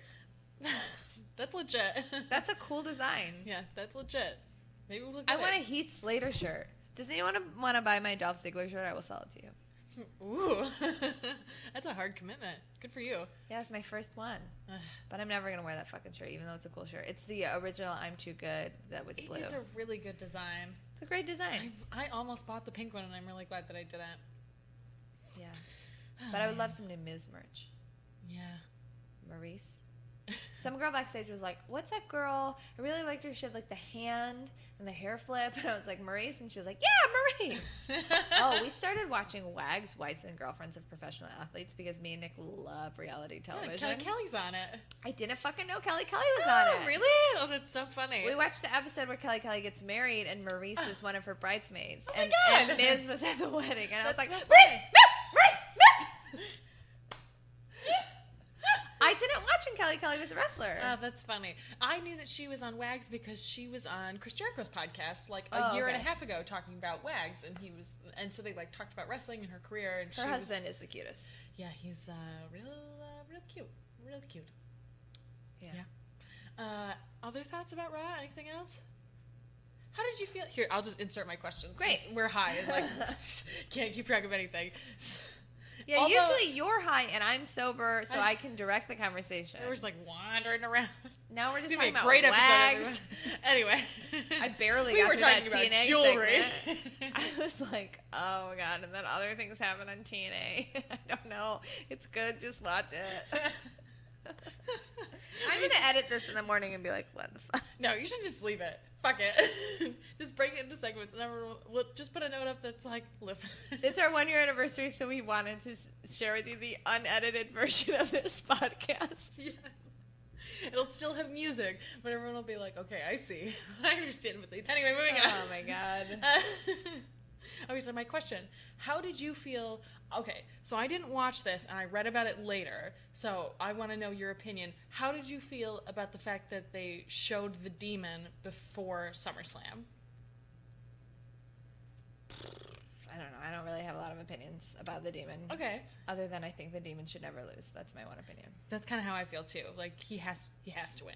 Like, there's no reason to introduce that character and then have him lose. Like, it just seems so counterintuitive. Like, why would you spend all this time telling us about this, like, aggressive person? Right. I also feel like, too, that it's the reason that they're building up the demon in this way. I had it pointed out to me by a new fan and a casual fan who is becoming an obsessive fan. He texted me today and he was like, I just bought like 3 more shirts. I'm obsessed. I have to have all of them. And I was like, yeah! I need some more independent shirts. I was thinking about it. I went on WWEshop.com to try and buy a Bobby Roode shirt, but I don't know fucking why we don't have one. You should have known that Glorious would have been a thing. Hello! You had an Austin Aries shirt like the day after he debuted. You had a Nakamura shirt. It wasn't good, but you had one at least. I want a Bobby Roode Glorious shirt. I'm sure one is coming. They know that money will print itself, so I'm sure it's coming. Yes, I love it. I listen to that song a lot. I love it. What are we talking about? The demon. Demon. D-man versus the demon. Did you see that shirt? No. That's the shirt. D-E-man. Seth Rollins versus D-E-M-O-N. Demon. I think there's an apostrophe. I mean, he's Irish, so I guess it's like the design has cool elements, but is a flawed design. It's got like the demon mouth all around, and then the like Seth Rollins little bullet hole, and then it's got the verses or whatever, and then it says New York, Brooklyn, New York, I think. Okay. I don't know. It's weird. It's like a rough draft. Okay. They shouldn't have released it right away. I like the new. Have you seen the Finn Balor shirt? That's the black and white one with the demon that like covers the whole body. It's very 90s. They did a series of 5. It's like The Rock. Why do we still make Rock merch? Because it prints money. The demon, and then there were like 2 or 3. I think there were 3 other ones. I can't remember who they were now. Women? They were all male, like vintage designs. Okay. But I like the look of the Finn Balor one, and I think there might be a Seth Rollins one too. Like, I like the way that the demon is presented in that like really graphic way, as opposed to like the terrible design that they had of the demon before. So I like that. It was one. Yeah, I don't have an opinion about it. Okay, all right. Seth Finn Balor is one of those people I like, but what are they watching upstairs? I don't know. It sounds like Jesus music. Sounds like the beginning of Hocus Pocus. Monty Python, maybe. Oh, maybe they're the type that would be like, let's watch Monty Python and drink our craft beer. They don't listen to this podcast. I mean, I live with that person. He doesn't listen to this podcast either. Man, our podcast is just shit talking our friends. We're lucky that none of our friends like wrestling. Fuck our friends for not listening to our podcast. True. True that. Pizzazz knows. She knows. Sarah knows. She listens to this. My God. Okay. What are we talking about? Anyway. Finn. I get distracted by Finn. I don't know why. Because he has beautiful thighs. No, I get distracted by his matches. I acknowledge it. I know that he's really good, but I somehow cannot just stay focused during one of his matches. I do that with Samoa Joe, too. I'm just like, I get it. I know it. I know it's good. I'm looking at my phone. Oh, my God. I'm looking at my phone. Like, I just can't. I just don't pay attention during their matches. Oh, I was going to say, I did not finish this thought because stoned. Well, they're also playing, like... I know. There's Jesus music happening. Okay. So, I like that they're trying to present Finn Balor, the demon, as the aggressive one. So that way they can pull back and have Finn Leather Jacket Man be, like, edgy, but the super baby face. Yeah. And, like, I think that's a good way for them to keep him as a tweener and do, like, the heely stuff as the demon. And I think we're going to see more of that in the SummerSlam match as well. Mm-hmm. And, like, but keep him in that we want to replace John Cena, have a staple of baby faces thing. And I think that, like, Leather Jacket Finn can do a good job of that. And they're like, he's suave and good looking and women love him and he's fantastic and men want to be him. Man, but, I really don't think he's cute. See, I didn't at first either because I think he has very wide set kind of frog-like eyes. But the more I don't know if this is a thing that's just me. The more I'm exposed to someone, the more attractive I'll find them. It's like It's just a numbers game with you. Yeah, it totally is. That is not a lie. That is 100% a real thing. I feel like it's the opposite of me. The more I'm exposed to you, the more I'm like, but no, here's the thing. no, thank you. It takes like a year or 2 or 5 for me to become attracted to somebody, and then I hook up with them, and I'm like, meh, well, 3 months later, I'm bored of this. I'll see you later. So they're like real crapshoot if you're gonna be able to keep around. So ridiculous. But like that's why I gradually became attracted to Finn. But I think part of that is also that he's like a super good wrestler. Yeah. Okay. Do we want to go back and talk about NXT now? Yeah. Oh, Sasha also looked good. she and Charlotte scuffle, I'm assuming. Sasha was on commentary. Okay. She did a good job on commentary, and it was Charlotte versus Alicia. Oh, that's right. I heard Yeah. that. Yeah, I heard about that. I heard that Alicia looked good for the whole 3 minutes that she was out there. The whole 3 minutes. She really nailed it. Okay, good. And then Sasha got in like Charlotte's face after the match, and then Dana Brooke came out and defended Charlotte, even though Charlotte cut a really nasty promo on her in the beginning of the show where she was like, "You're fucking dead to me." Yeah. Okay. Well, So. fair. Okay. Well, that's good. Sure. So we do NXT and then SummerSlam predictions? or Yeah. SummerSlam predictions, and then NXT, and then people will be like, "Oh, cliffhanger. We should go to Cage Side and read NXT." No, let's do NXT because then we don't do predictions for that. Whatever. Whatever.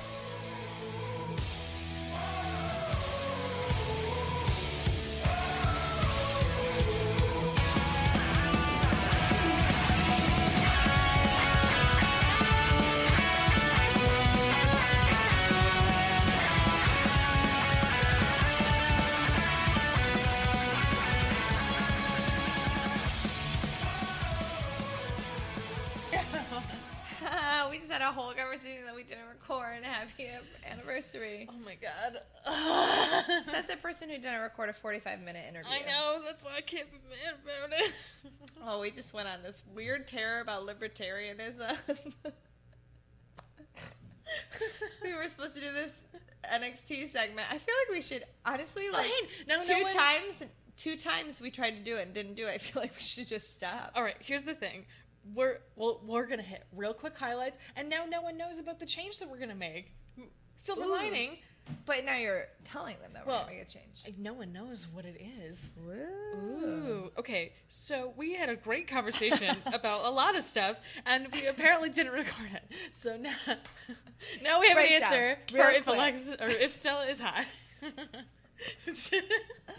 Now we know. Okay, so all right, real quick, we're gonna bullet point it. Are you ready? Okay. Whoa. Bobby Roode backstage at the very beginning. We were super Glorious. excited about it. Super excited. Glorious. We had a great conversation about Glorious that nobody gets to hear now. Sorry, everybody. The arm gesture void filled. Great. Okay. I don't think nobody knows what that means. I don't care. He's reading her thing.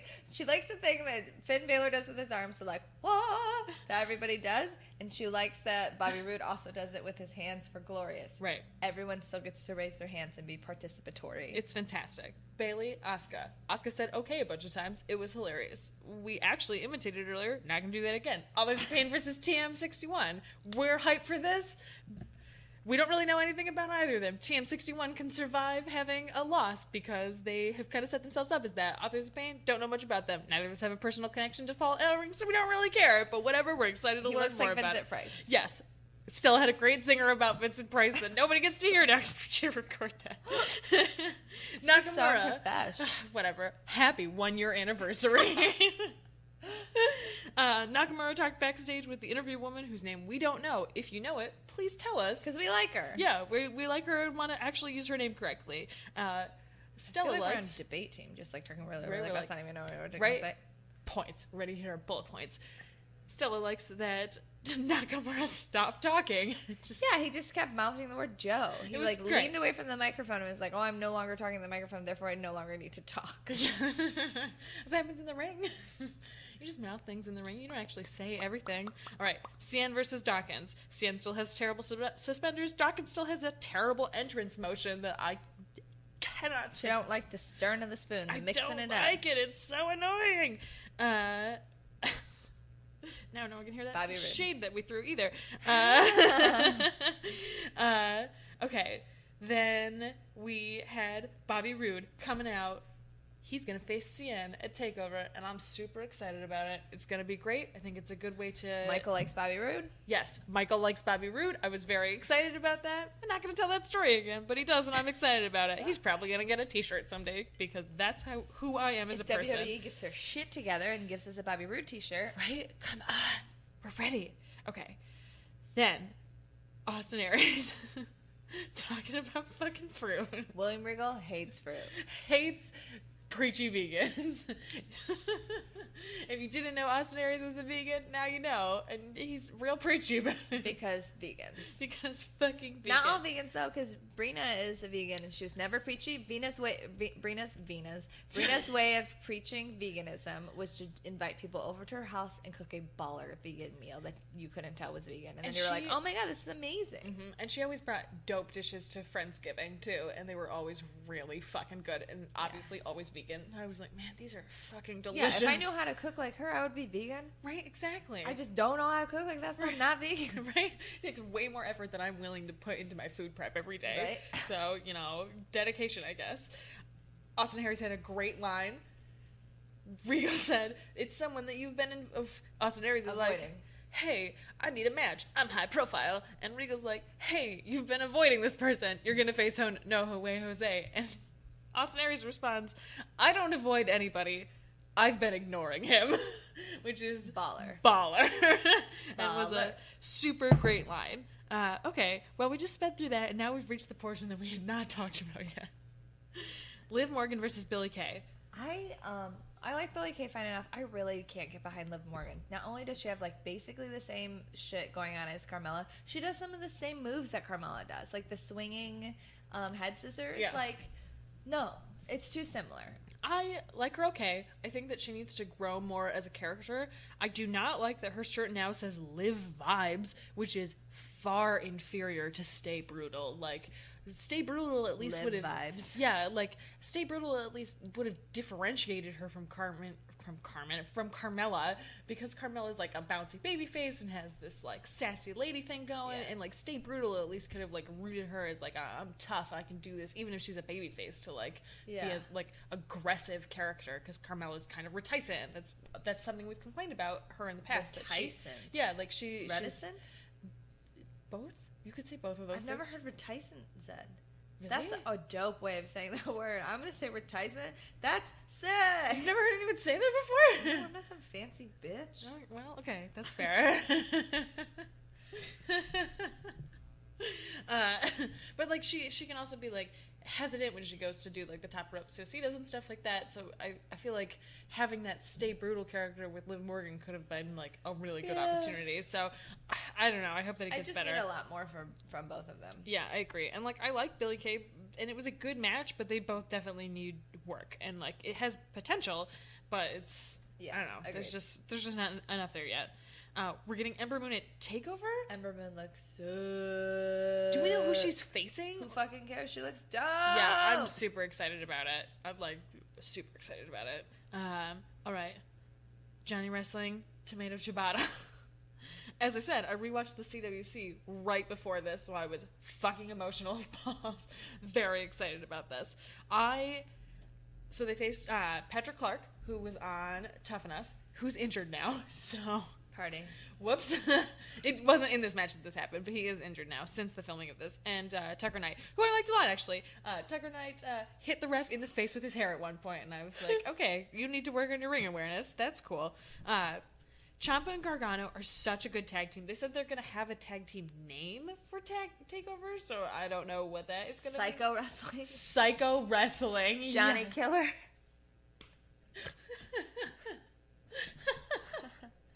Yes, that's it. I hope it's Johnny Killer. That would be perfect. So they have a good match. It was wonderful. I'm excited to watch them wrestle for the belts. You can check our predictions on Cage Side Seats. Did we not record that also? We're not doing predictions. I don't know. It's going to be on I'm high. Cage I'm Side. not uncomfortable about it. I don't like it. Mojo Rawlings. Every time. I don't know why I ever do it. I don't do it for like 2 years, and then you do it. I don't like it. There's a reason why I don't do it. Well, at least now you had like a regulated dose, and you know that it's Regulated my butthole.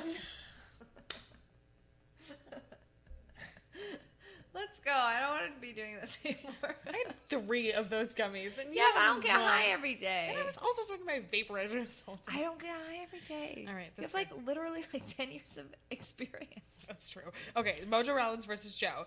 I was excited to see Mojo lose his last match on NXT. Like, this was obviously his last send-off, so good for him. I also like that he wasn't like, this isn't about the belt. It was I'm just here to avenge this, and like this is what's right. Like, okay, Mojo, good for you. At least you get to you're losing on your last match, but you get to like go out on this like character high note for him. Mojo Rawley. Obviously, he got crushed. Corey Graves said, Tom Phillips asked, where do you think Nakamura is right now? And Corey Graves responded, listening to a Prince album, eating cotton candy. I don't know. I was like, oh, perfect. That's exactly what I want that to be. I gotta be honest. I started reading comic books during this match. Okay, that's fine. I read Giant Days. It's Yeah. one of my favorite comic books. It's about 3 weird British girls and their first year of college, but it's modern day. That sounds One good. of them's really gothy. One of them's like really like anxiety driven and loves like coffee and conspiracy theories. And then one of them is like a sweet like little homegirl, not homegirl, like girl next door. Oh, yeah. Okay. I see what you're saying. Not the homegirl. Yeah. Homebody, I think was the word you Homegirl were next looking door. for. Yeah. Homegirl next door. Okay. But she turns out to be like a lesbian really early on, so it's like them all. It's really really funny, but it's all like exploring their sexualities and their like identities and like. But it's silly. It's not like a serious like exploration. It's like a silly comic. Oh, cool. Like one of them's like a dramatic hot goth and like it's really good. Oh, cool. Have you read Umbrella Academy? It's about a bunch of kids who get like I think they're all cloned or alien DNA or something, and this dad raises them all as his children, and then they all have like crazy superpowers, and that concept sort of reminds me of that. It's really good. I think it's co-written by by a guy who's in like a punk band. I don't know. That might be wrong. I might be thinking of something else. I don't fucking know. Anyway, Umbrella Academy. It's only got 2 or 3 issues, like 2 series books. I think there's like a 4th one coming eventually, but it takes like 2 years to release each new one. Huh. I think you would like it, actually. I will check it out maybe. I don't know. I read a lot. That's true, you do. Fair enough. Okay, that's it for NXT. Sure. All right.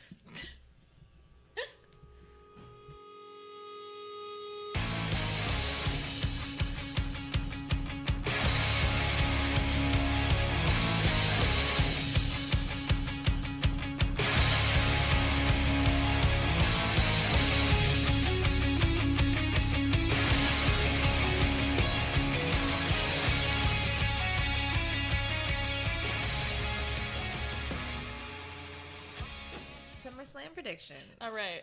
Party. We are recording. We are recording. Okay, good.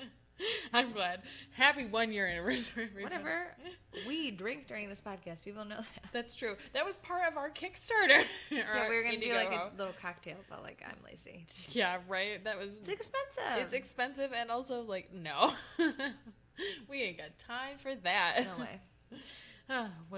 What a year it's been. Okay, so I'm just gonna do this in the reverse order that it's listed on WWE website. So I don't know if this is the pre-show.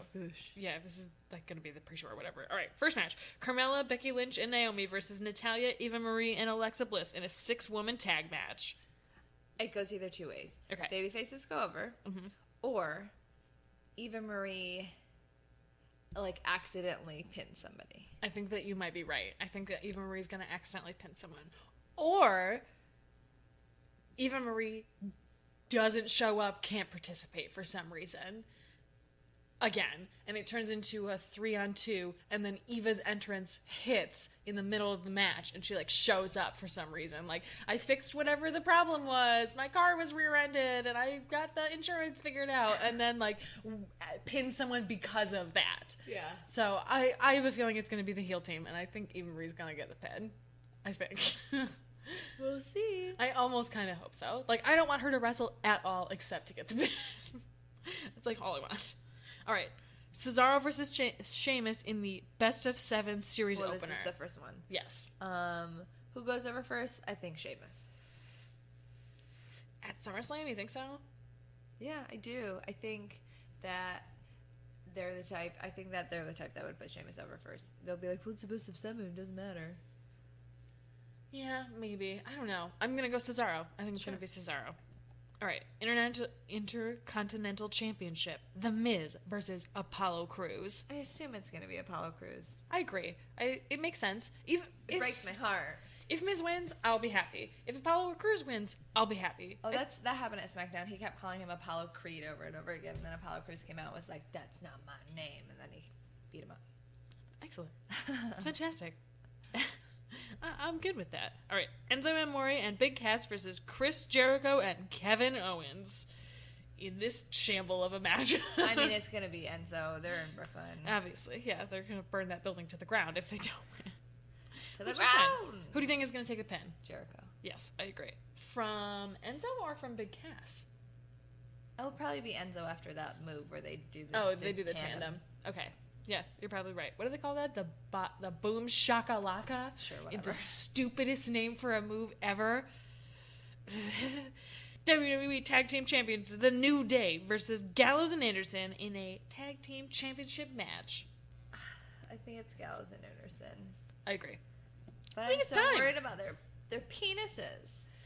I mean, There's more Dr. Ball shenanigans this week. of course there was. Fantastic. I'm fine with that, I guess. But yeah, I think it's Gallows and Anderson. Are we calling him that now and not the club? That's just what it says is Gallows okay. and Anderson. So, I mean, the Keep club. going. Whatever. All right. Yep, I agree. It's time. WWE's Women's Champion Sasha Banks versus Charlotte. Sasha retains. I agree. Do you think there's going to be some kind of shenanigans? Of course. Okay. Do you think Nikki's coming back? No, Me neither. not yet. Maybe Royal Rumble, maybe Survivor Series, maybe she like shows up as a mystery partner on somebody's team, maybe. I think they would make a bigger deal for Nikki than a mystery partner. I don't know. That would be a pretty. I mean, that's what they do with Bayley. That's a pretty dramatic reveal to bring her back in that way. Yeah. And if it was Survivor Series too, like they don't have to announce right away what show she's gonna be on, and so I think there can be like a more of a space for that. But that's assuming she's even ready by then. Yeah. So yeah,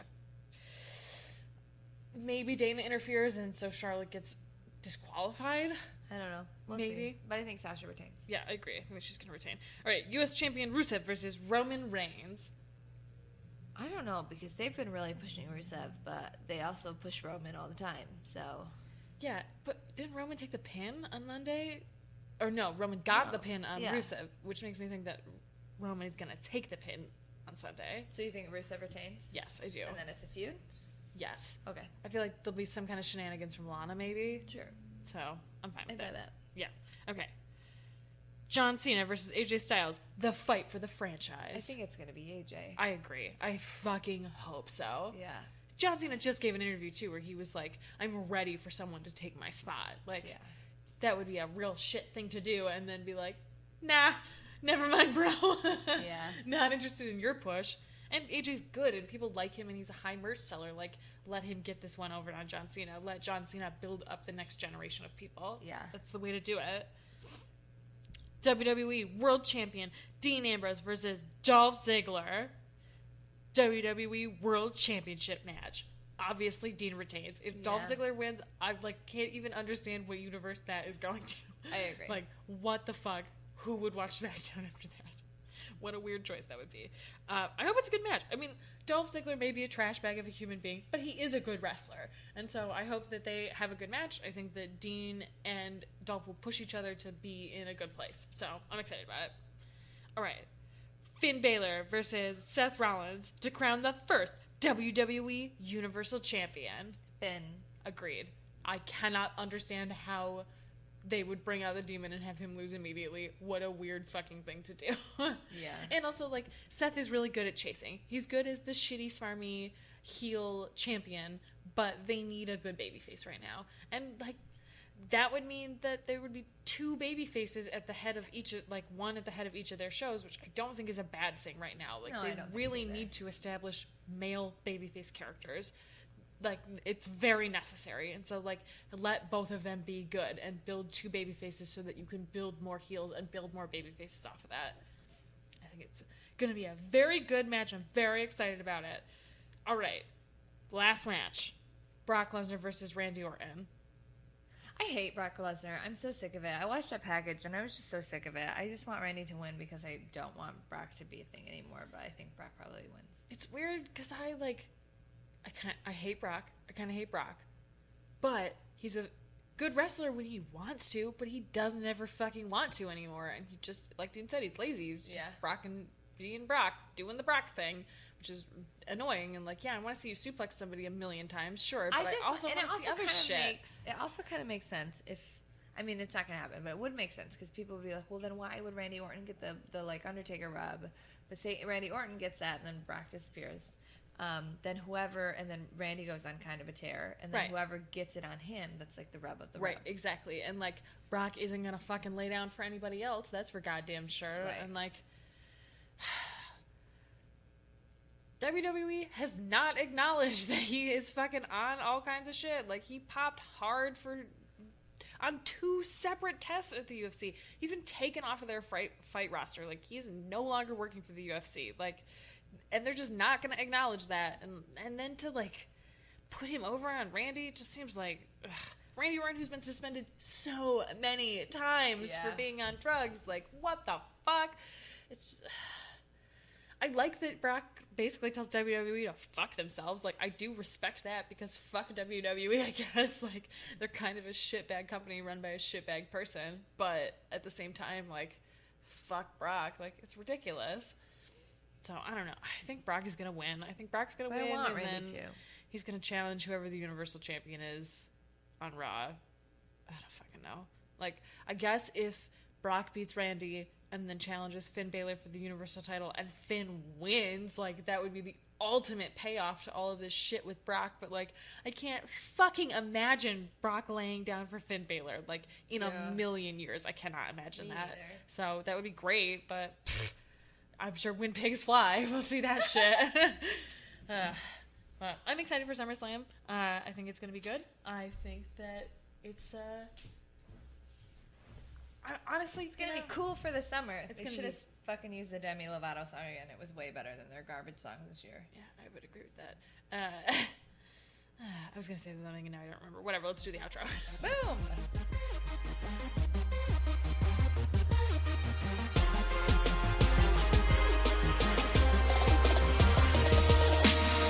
Had a dream, I had it made it. And there's nothing dragging down me, yeah. 'Cause the dog don't push it all out the way. All right. Fantastic. Happy 1-year podcast anniversary. The guy that asked I'll say happy back first. Do it again. Happy podcast anniversary. Happy birthday to you. Do. Okay, what were you saying? Who was the person? The guy that asked the Ziggler question is named James Hornsby. Oh, okay. He also asked, what do you both think of as an ideal percentage of time for the women's division? Do you think it should be 50-50? Obviously, after hiring more women wrestlers, would you like to see the genders all merge in the same division like Lucha Underground? I don't want them to merge. I don't think WWE can deal with it. I don't think WWE can deal with it either. I like the idea of there being intergender wrestling used sparingly at WWE. And effectively. Yeah, sparingly and effectively at WWE. I think that that's the way to do it if they ever go back to that. Ideally, in an ideal world, I would love to see equal rosters of men and women and get equal time. I don't think that will ever happen. I will settle for good storylines. I want good storylines and I want good time too, though. Like, Yeah. I want...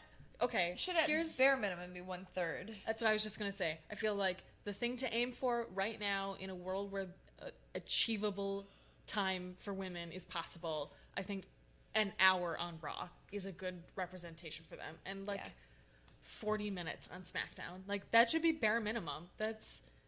There are so many talented women wrestlers, and they should be able to fill that. And, like... Does that mean that some men are going to kind of be expended? But, like, do you care about all of the men? I don't think that people do. So I think that it's not unfair to say that we want good wrestling for 3 hours. Give some of it to the women. Don't have it be in a block. I don't want it to be like, here's the hour. NXT is pretty 1/3. Yeah, absolutely. I would agree with that. And I think that They have an hour. They have had episodes of NXT too with one men's match and the rest are all women's matches. Right. Like they are also willing to give more time some weeks to the women, and I think that that's a good way to do it too. Like if there are more heavily female oriented episodes, that's okay, and that's cool. Like builds time in for there to be less time for women later. Like Lucha does that too. That's great. That's a great way to do that. Good question. Good question. That's the only question I have today. Okay. I have a review. Okay. From Heavy Arm 59. Okay, I talk to him on Twitter all the time. What's up? I really underrated podcast. Despite their mutual dislike of Dolph Ziggler and Stella's crime of not watching New Japan Pro Wrestling, I'm very busy. I can't say enough good things about this podcast. It is really interesting to hear wrestling talked about from a different point of view. Some of the points I didn't even think of that way until they talked about it. Yeah. Can it get even better from here? Well, to find out, Tranquilo. I can't. Tranquilo. Fucking Michael mispronounced that the other day, and Deb and I were like side eye. I don't know. I can fucking read that. That's fine. I am high, and I'm not wearing my glasses, so Oh, everyone yeah. needs to suck my dick. Keep Suck up the it. good work, YouTube. Thank you. Dumb. Okay. Go to Cage Side. Read our NXT Takeover Predictions. predicts. Yes. I don't know. That's it, right? Go to our Tumblr, notyourdemographic.tumblr.com. I will have my New Japan matches to watch from Theoretically. the G1 Climax up, and I will post my photos from my vacation so you guys can see the tree line that I camped OMG. under. Well, I mean, it was pretty sweet. So my hair is a hot mess in all these photos. I'm just going to say that What right else now. is new? Yeah, You fucking can for real. email us at notyourdemographic@gmail.com with questions. Did you say notyourdemo.tumblr.com? We Notyourdemographic.tumblr.com? literally just did that. Okay, well, you know. You can't do this podcast without me being sober. Probably not. I am the more sober of us right now, and that is just a travesty. So we did Tumblr, we did email. Follow us on Twitter. I'm at Stella_Cheeks. I'm at Urgency. You can find us on iTunes, where you should review and rate and subscribe. And you can also find us on cagesidesseat.com. I think we've said that like 3 times, actually. Man, they're getting really pimped today. Right? Hey, what's up? Pimped today. Hey. All right. That's it. Happy podcast anniversary. Thanks for being around if you've been around the whole time, and thanks for joining us. If this is your first episode, congratulations. Demis. Yeah.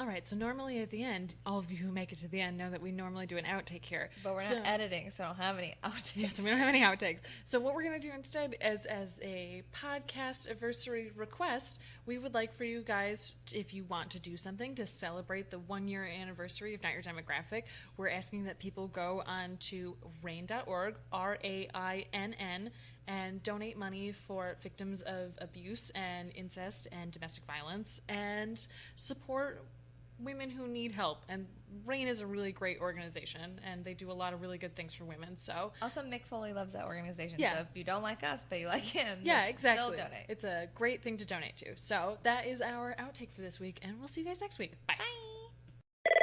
Fashion emergency hotline. Help! I've got a hot date tonight and I need to look amazing. Just go to Old Navy. Old Navy? Yep, Old Navy's new Rockstar jeans have built-in sculpt to make your bod look va-va-voom. Tell me more. Right now, all jeans are on sale up to 50% off, including kids' jeans and new men's jeans with built-in flags. 50% off? That's right. I think you and your jeans will be very happy together. Jeans that sculpt at an incredible price? I think I'm in love. Thanks. Don't thank me. Thank Old Navy. Valid 8/11 to 8/24. Select styles only. Fashion emergency hotline. Help! I've got a hot date tonight and I need to look amazing. Just go to Old Navy. Old Navy? Yep, Old Navy's new Rockstar jeans have built-in sculpt to make your bod look va-va-voom. Tell me more. Right now, all jeans are on sale up to 50% off, including kids' jeans and new men's jeans with built-in flags. 50% off? That's right. I think you and your jeans will be very happy together. Jeans that sculpt at an incredible price? I think I'm in love. Thanks. Don't thank me. Thank Old Navy. Valid 8/11 to 8/24. Select styles only.